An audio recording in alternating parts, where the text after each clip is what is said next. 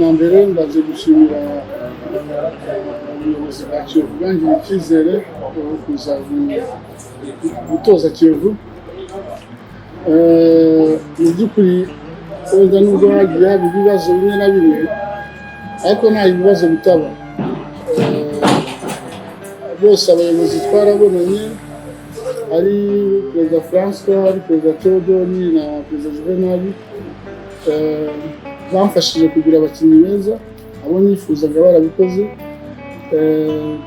Mbere y'uko mva i Burayi hari utubazo tumwe na tumwe saba ko byarangira, ngeze hano utwo tubazo turakomeza, ariko iki ni cyo gihe cyo kwishima ko bagerageje guhura, amatora akaba, ibibazo bikaba byararangiye.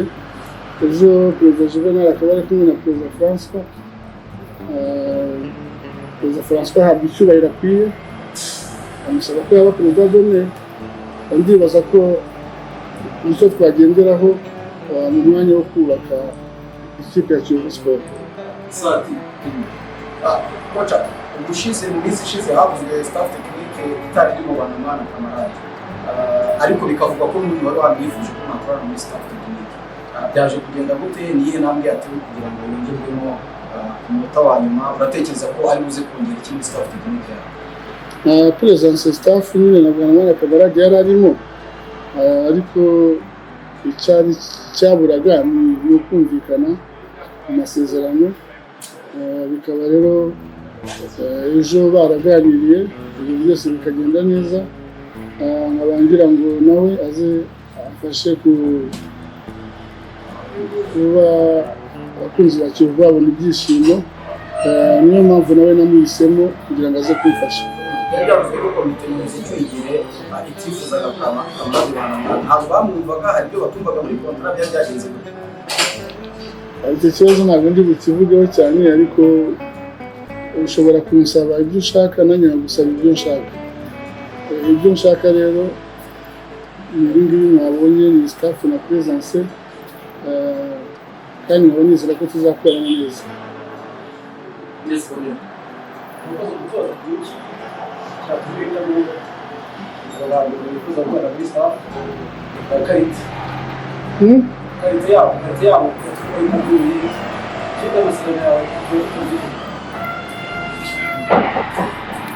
Impamvu nabahisemo ntabwo ari abatoza babi. Bibona umutoza watozaga Gicumbi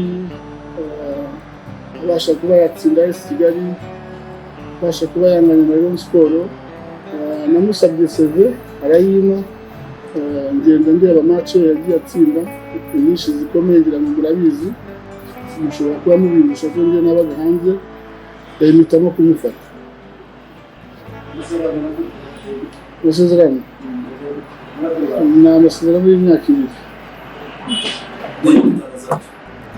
Karekezi yasezereje kubaza igikombe, bivuze ko abandi batoza bacamo ntabwo batwaye igikombe cyiza. Bite wagiteguye cyangwa uzi Sebastian? Igikombe ni ukugikorera, ntabwo ari mu magambo. Ni nayo mpamvu nagiye mbasaba abakinnyi bamwe na bamwe beza dufite hano no hanze, harimo ba Bedi na Bangando, n'izindi kipe zariteguye. Nibaza yuko Imana idufashije tugatangira imyitozo, ibisigaye ni ugutegura kuko n'izindi ziragishaka. Ubwo rero icyo navuga ni uko ni ugukora cyane, ari nabyo usaba abakinnyi ba Kiyovu Sport. Diyo yakoze coach n'uburyo ikipe ya Kiyovu Sport yayigize, ubona ari izindi cyangwa abandi bakinnyi bashobora muri Kiyovu mfitemo abanyamahanga bagera kuri 6, nimba nibeshye, ariko burya imyitozo itangiye buri wese ushobora kunsaba amahirwe kuza gukora imyitozo nzamuha amahirwe, ariko nifuza ko nazongeramo n'abandi banyarwanda nka 2 cyangwa 3. Uwo nifuje yari Maxime na Nova, twaravuganye, aho naramutoje muri Rayon Sport. hari n'uwitwara Mines kandi twaravuganye, nibaza yuko nabo bazaza gukora imyitozo nkabanza kubareba nkabona kuba navugana n'abayobozi ba Kiyovu Sport.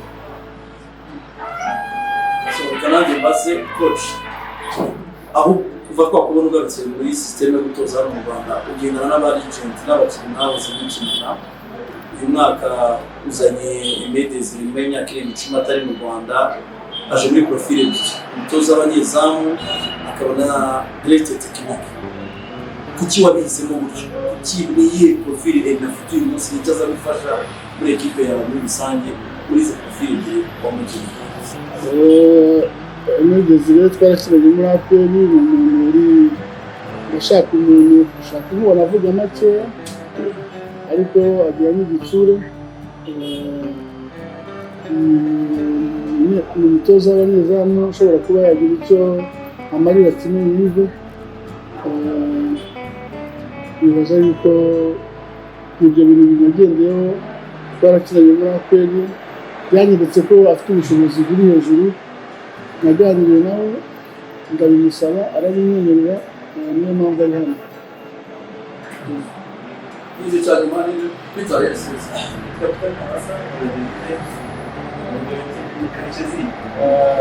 imyaka myinshi ishize kugira ngo wahangane nayo umukinnyi n'umwana nayo umutoza rero yumvika neza, ariko imyaka yamaze kuba mwinshi mu Kiyovu Sport.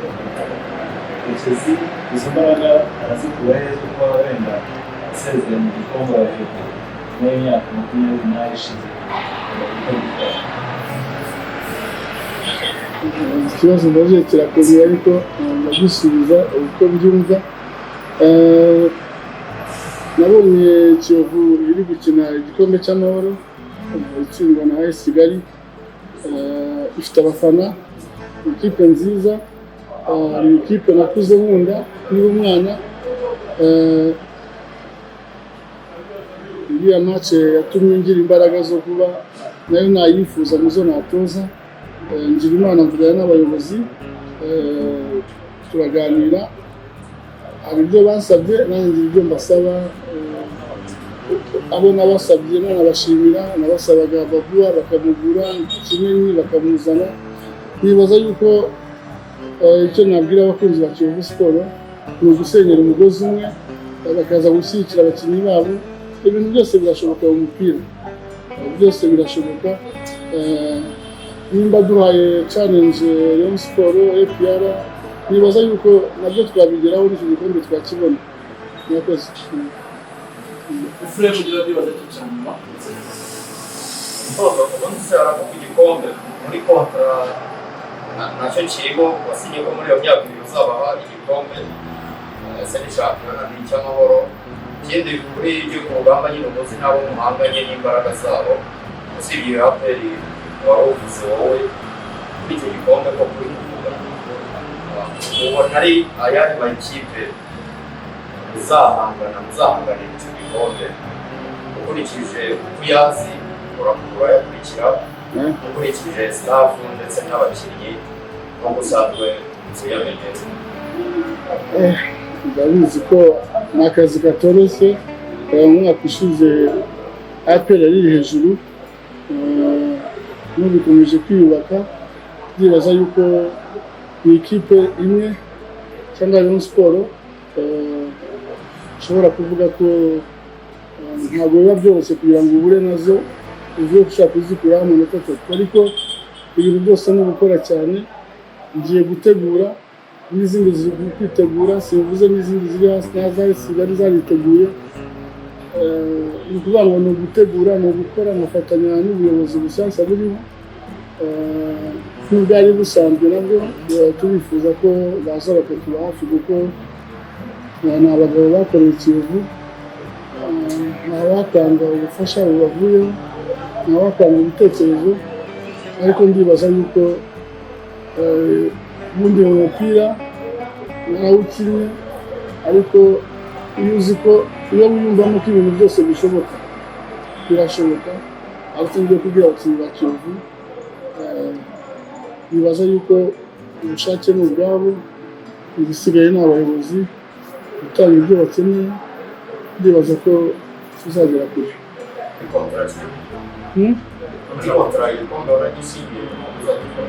Kiyovu ni ikipe ikomeye nabo barabisabye kandi nanjye ndacyifuza.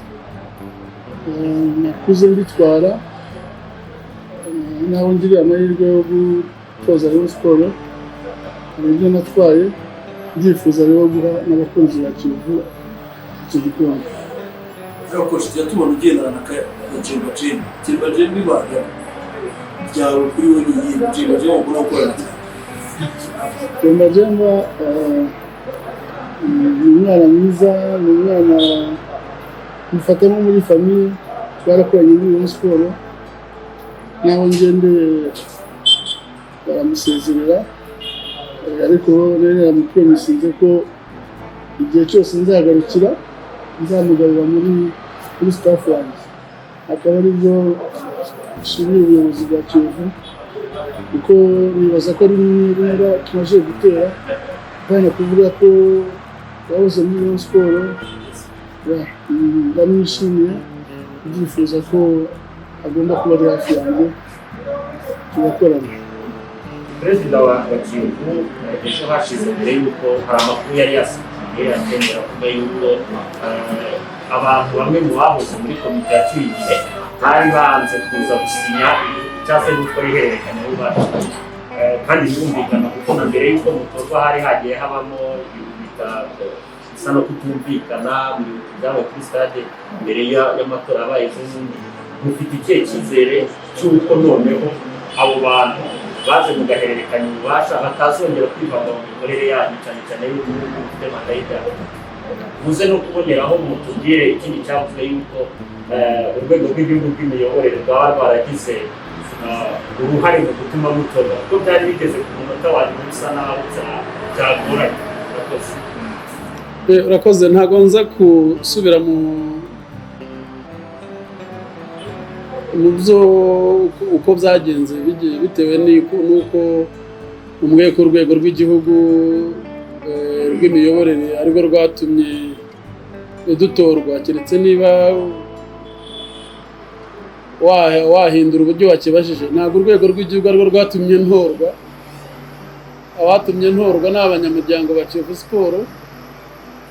Icyo bakosoye ni ku mategeko kandi iby'amategeko ntabwo mbyinjiramo njyewe, by'amategeko hari ababishinzwe, ubwo nkeka ko aricyo cyakozwe.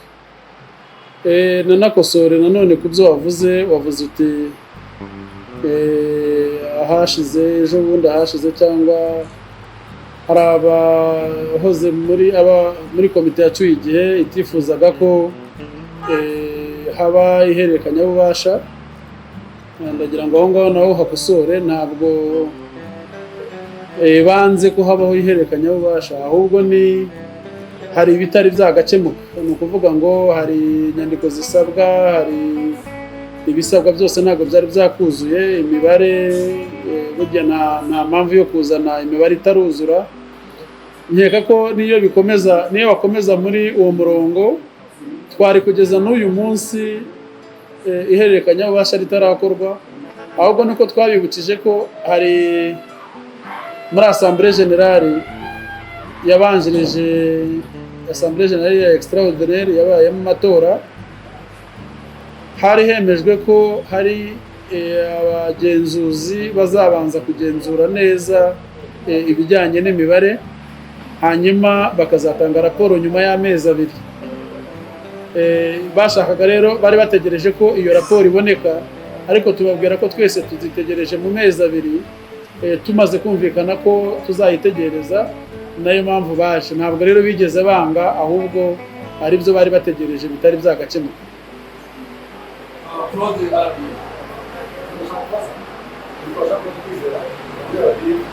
Nashaka kubaza tugende kuri staff mufite ndetse n'abakinnyi bakuze n'intego mufite biragaragara ko ari ibintu bigenze. Ingengo y'imari y'umwaka ya Kiyovu irangana iki? Ese mwebwe ari ibintu muzatangamo iki, cyangwa se hari impamvu n'abandi bajyana ku buryo bari ya perezida n'indi bari ya n'umuryango kabiri? Nibyo koko staff ya Kiyovu Sports nk'uko mumaze kubibona ni staff ihenze n'abakinnyi twaguze barahenze. Nkeka ko ibintu byose ni ukugerageza kandi nta kidashoboka. Niba koko twarahisemo gushaka abakinnyi beza bitewe n'intego dufite, twagombaga kwishakira abakinnyi beza, kubashakira na staff tekinike ijyanye n'abo bakinnyi n'ibyo twifuza. Ku bijyanye na budget rero ntabwo ari ibintu twakoze tudatekereje, twakoze dukurikije ubushobozi dufite, dukurikije amafaranga tuzinjiza, dukurikije n'ayo duteganya kwinjiza. Nkeka ko ntabwo ari byo twapfuye cyo gukora bivuye mu mutwe, ariko nubwo tutaranonosora neza kuko hari n'abandi dutegereje gushyiramo, nkeka ko nta kibazo dufite kandi bizagenda neza. Kuvuga uti hari amafaranga perezida azashyiramo cyangwa abandi bazashyiramo, twe dufite uburyo, hari umurongo Kiyovu Sport ikoreramo. Uwo murongo nkeka ko ntabwo ari umurongo mubi. Uwo murongo rero niwo uzatanga uburyo haramutse hari ibibuze bizabonekamo, kandi kugeza uyu munsi nta n'impungenge dufite, kuko ntabwo wafata staff tekinike cyangwa ngo wangaje umukinnyi cyangwa undi umukozi uwo ari we wese wizeye ko utari buze kumuhemba.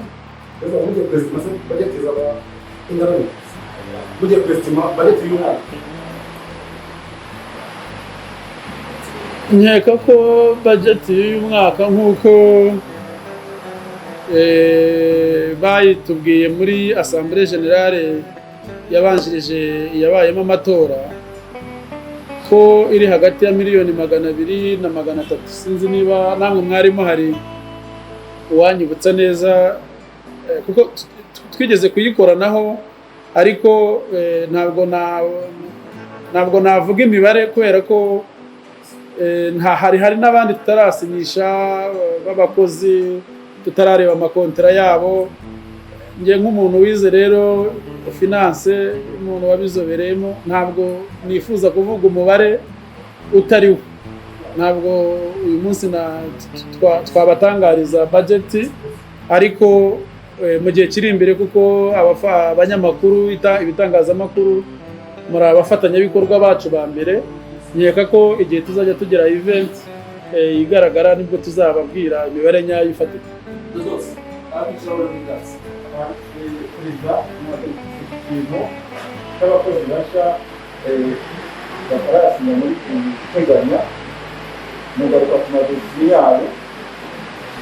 Mbere na mbere aba bakozi bivuga ko muteganya kuzakira abakozi bakiri bose, gahunda yageze, hari n'abakinnyi bagiye bivuga ko bashimishijwe ariko batarahabwa ibyo bagomba byose kugira ngo buzuze ibisabwa kugira ngo batangire abakozi. Hanyuma nkasoreza ikibazo cyasabwe cyane mu itangazamakuru, twigeze no kumva ubuyobozi bw'igihe bugarukaho bavuga ko ngo umukinnyi Santifurasi wagiye muri APR wagifata kuyikurikirana bitararangira. Izo dosiye zose nk'uko navuze ko niba mwarakoze imyerekano babasha gutabara muri aba bakozi, izo dosiye mwazirebye zigeze muri rwego rwiza. Urakoze. Ku madosiye yari asanzwe mu kazi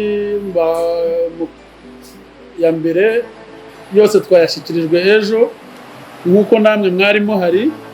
Ngira ngo tumaze gushyikirizwa ayo madosiye, hakurikiyeho gahunda yo kugira ngo tuganire na staff tekinike, kuko nacyo cyari igikorwa cyihutirwa. Ntabwo turicara ngo dusome dosiye imwe ku yindi.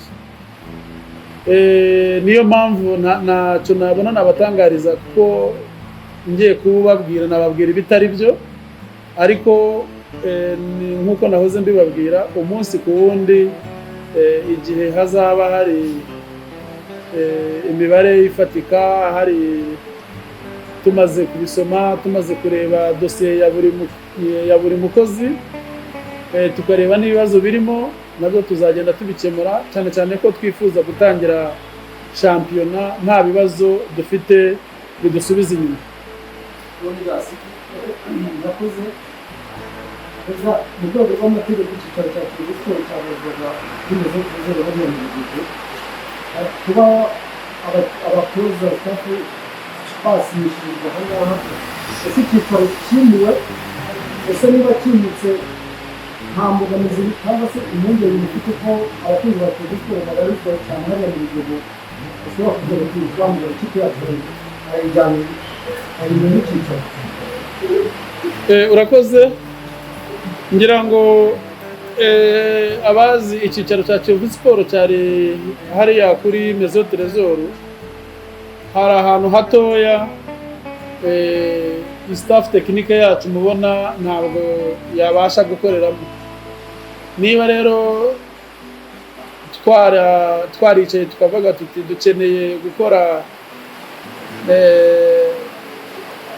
no gukorera mu mucyo, dukeneye gushakira abakozi amaofisi, dukeneye kujya tubona ibintu biri ku murongo, zasabaga ko tubashakira ahantu hagari, ahantu hahagije bashobora gukoreramo kandi bisanzuye.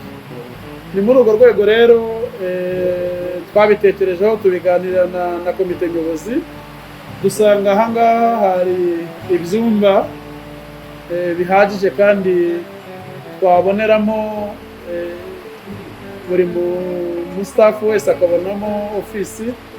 Ngira nk'uko mwabonye hariya hanze hari ofisi zaba iri y'umutoza, n'ahangaha tugiye gushyiramo ama ofisi ku buryo buri muntu wese azaba afite ibintu. Nkeka ko rero nta n'ikibazo kirimo kuba abakunzi ba Kiyovu Sport ntago bari mu Biryogo gusa, abakunzi ba Kiyovu Sport bari hose. Ubu tukubwiye ngo abakunzi ba Kiyovu bari Gikondo, abari hirya no hino, bari mu mpande zose, kandi na hariya naho ntabwo tuzahareka. Ntabwo ari ngo iriya kiriya cyumba gitoya bakoreragamo hari n'abandi bazagikoreramo ariko muri Kiyovu Sport, ariko mu buryo buri official. Hano niho nk'uko twagiranye amasezerano na nyir'inzu, ahangaha niho tugiye kuba hari icyicaro cya Kiyovu Sport mu buryo bwemewe muri rusange. Nk'uko wabivuze turasaba ubushobozi, abakinnyi barasaba ubushobozi bw'ibirahenze.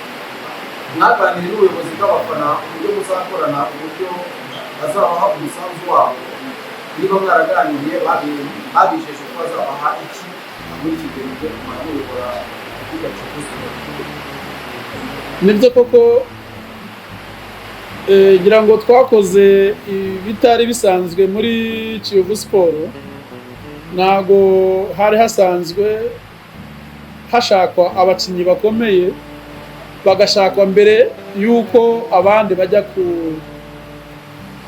kubashaka. Ngira ngo bari abakinnyi bose twabatoranyije mbere yuko mbere y'abandi, twavuye ku isoko hakiri kare, kandi tumaze gushaka abo bakinnyi bari mu bashatswe n'ubundi n'abari muri staff technique.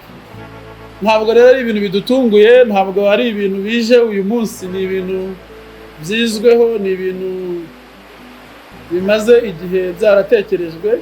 Ubu twari turimo turashyira mu bikorwa ibyo twatekereje cyangwa ibyo komite yari ducuye igihe nayo nyirako. Ntabwo ari byo dukoze uyu munsi, ni byabanjijwe na komite dusimbuye, ndetse natwe turi mu babigizemo uruhare. Kuba rero iyo komite icyuye igihe, hari umurongo n'ubundi yari isanzwe ikoreramo n'abafana n'amafani club, afite gahunda twiyemeje muri uyu mwaka. Ni ukuvuga ngo umurongo rero urahari w'amafani club n'imikoranire y'uburyo tuzafatanya kugira ngo tube inyuma y'ikipe, bwa mu buryo buri morale, bwa no mu buryo buri finance. Hari uburyo abafana basanzwe bafashamo ikipe yabo. Nkeka ko banasabye ko haba uburyo bazajya batangamo amafaranga. Ngira ngo mwabonye buriya buryo bw'akanyenyeri,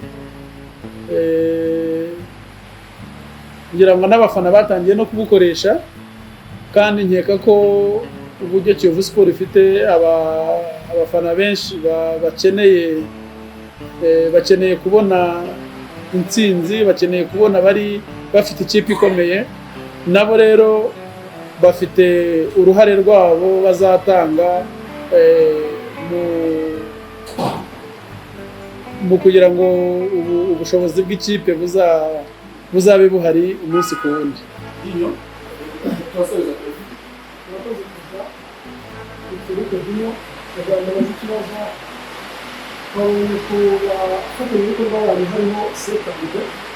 kandi abakuru bari bavuze ko ushobora kuzajya mwakira kuri stade regional i Nyundo. Ese ko umwaka ushize mwakiraga kubona uwo mu kijyanye n'ikibuga mu rwego rwa mwaka w'imikino utaha cyane. Saint Andre ni umufatanyabikorwa ukomeye wa Kiyovu Sport, kubera ko murabizi ko ni ikipe yo ku Mumena, niho dukorera imyitozo, ariko impinduka buri gihe zijyana no guhindura bimwe mu buryo twabagaho cyangwa mu buryo twifuza kubaho. Twasanze tumaze kubona ikipe nziza dufite, twatekereje ko tuzabona abafana benshi nk'uko bagiye babidusaba. Barifuza kubona ikipe yabo idakinira ku Mumena, kuko bifuza ko nibaza ku Mumena bazahuzuza, batazabona aho bareba ikipe neza, kuko bazaza barabitwandikira, ari mu magurupe y'amafani club, ari abatelefona ku maradiyo, ngira ngo mubyumva. Ubu Kiyovu Sport nkeka ko isigaye ifite njya mbyumva ku maradiyo, iba abafana barahagurutse. Nkeka rero ko tuzaba dufite abafana benshi. Abo bafana benshi rero ntabwo barifuza ko bazajya ahisanzuye ari kuri stade regional, ibyo twegereye umujyi wa Kigali. Tubusaba ko natwe twajya dukinira amarushanwa kuri stade regional, barabitwemereye. Kuri Saint Andre rero usubiye inyuma niho ni ikibuga cy'imyitozo, tuzajya tuhakorera imyitozo, ariko ntabwo ariho tuzakinira amarushanwa, kubera ko ni byiza ko ikipe igira ikibuga cy'imyitozo nk'abantu tumenyereye ku Mumena, kugira ngo no mu gihe kiri imbere imyitozo nitangira niho tuzajya tuyikorera, ariko ko amarushanwa tuzakinira kuri stade regional.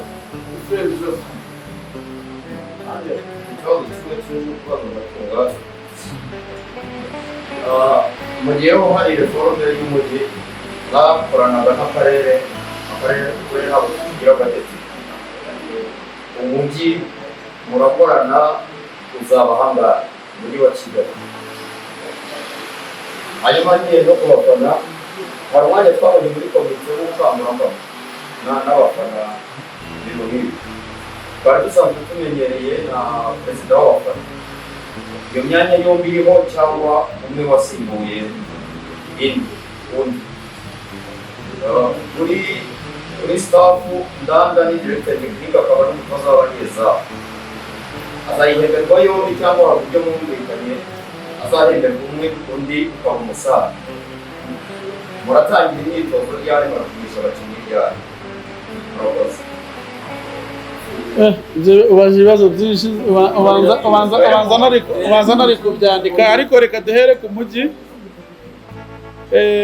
Nibyo koko ikipe ya Kiyovu Sport yahoze ari iy'akarere ka Nyarugenge, ariko kayifasha, ariko ngira ngo aho habaye reforme, uturere twose twari utw'umujyi wa Kigali twose twagiye mu mujyi wa Kigali, bihita biba automatikoma ko ubwo mufatanyabikorwa dufatanya nawe atakiri akarere ka Nyarugenge, ahubwo yabaye umujyi wa Kigali. Nk'uko rero wambajije iby'imibare ntago ndabijyamo cyane ko nta dokima ndasoma, ntago ndareba umujyi wemereye angahe Kiyovu Sport, ariko nk'uko nabibabwiye nituza kubisoma tukareba amadokima, tukareba umujyi wemereye angahe, nkeka ko tuzabitangaza. Ntabwo natangaza ikintu ntarareba n'amaso yanjye. Mu gihe ayo madokima tuzaba tumaze kuyasoma, ikindi gihe nimutubaza tuzayibabwira. Nk'uko wahoze ubivuga ku bijyanye n'abafana, reka nabyo mbitangaze. N'ubundi Minani Hemed aracyari perezida w'abafana ku rwego rw'igihugu. Nkeka ko ni nawe uzadufasha no kubaka n'izo nzego zose n'amafari club mashyashya agenda aboneka. Ibyo byose hari gahunda Minani Hemed azatugezaho mu gihe kiri imbere, ariko nabyo reka tubitangaze mu buryo buri official. Minani Hemed niwe perezida w'abafana mu rwego rw'igihugu. bazakora n'umutera n'uriya se watowe na bamwe nabo kugana mu bafana. Shabani ari muri komisiyo ya mobilisation na technique na marketing. Ntabwo rero we ari muri komisiyo ya komite nyobozi, barakorana. Ni ukuvuga ngo aha akorana na perezida w'abafana kugira ngo banoze ibijyanye n'abafana, bajyanye n'ibyo basabwa n'ibyo tubasaba. Ni ukuvuga ngo undi amuhagarariye muri komite, ariko undi nawe niwe perezida w'abafana mu rwego rw'igihugu. So barakorana uko ari babiri. Umwe amuhagarariye muri komite, ariko barakorana, n'inzego zikorana. Kuri Ndanda rero naho umbajije uti afite imyanya ni directeur technique, ni umutoza w'abanyezamu. Nkeka ko Ndanda afite profile ikomeye, na mirongo musanzwe nk'umuzi, n'ubundi yari asanzwe ako kazi ariko akora. Niba yaraje rero tukamwegera tukamwereka ibyo dukeneye, ni ukuvuga ngo ibyo twarabyumvikanye, ari kuba yafasha abanyezamu, ari kuba yakora akazi ke nka directeur technique. Nkeka ko nta kibazo kirimo, uko twabyumvikanye. Ntabwo natangaza kontara y'umutoza, ariko dufite uko twumvikanye ko ako kazi kose azagakora. Ibyo rero numva ntabwo ari ngo tuzamuhembera ikindi akidufashe. Twumvikanye kuri ibyo bintu byose ko yabidukorera, kandi yarabyemeye, nta kibazo kirimo. Ntabwo twamubwiye kimwe ngo ikindi turaza kugishyiramo nyuma, ahubwo nabamenyeshe ko impamvu we atifuje kuvugana n'itangazamakuru, yari yambwiye ko nza kubibabwira. Ntabwo yari amaze igihe kinini hanze, ntabwo ari kongera kuvuga neza ikinyarwanda, ntabwo biraza. Yavugaga ko mu gihe namara kumenyera muri kumwe, akazi yagatangiye, yongeye yasubiye mu kuvuga neza ikinyarwanda cyose, yavuye ko azabavugisha. Ariko ubu ngubu yanze ko yategwa cyangwa nahagira ibyo yumva. Yambwiye ko nza kubibabwira kugira ngo mutamutwara nabi ko yanze kuvugana n'itangazamakuru. Nkeka ko ikindi gihe muzamushakira ni nk'uko yabimbwiye, azaba ari tayari, azabitaba. Kandi yambwiye ko aha agaciro itangazamakuru, kuko itangazamakuru ni umufatanyabikorwa wacu twumva tuzubakiraho kugira ngo tuzaryoshye siporo y'u Rwanda.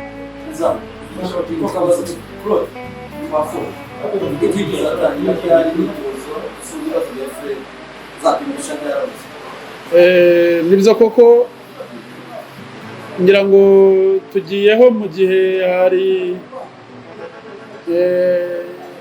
gahunda yasohotse isaba ko tugomba kubahiriza. Hari ibisabwa murabizi kugira ngo dutangire imyitozo. Ubu nicyo tugiye gukurikizaho. Dufite umwiherero staff technique, komite n'abakinnyi ejo. Uwo mwiherero nituwuvamo nibwo tuzafata gahunda yo gupimisha abakinnyi. Nkeka ko mu cyumweru gitaha ntabwo tuzatangira kubahiriza gahunda zo kugira ngo tube turi tayari kugira ngo dutangire imyitozo. Ni ukuvuga ngo byose tuzabitangira mu cyumweru gitaha. Kuva ku wa mbere tuzatangira dukora kimwe ku kindi kugira ngo tube natwe twiteguye gutangira imyitozo.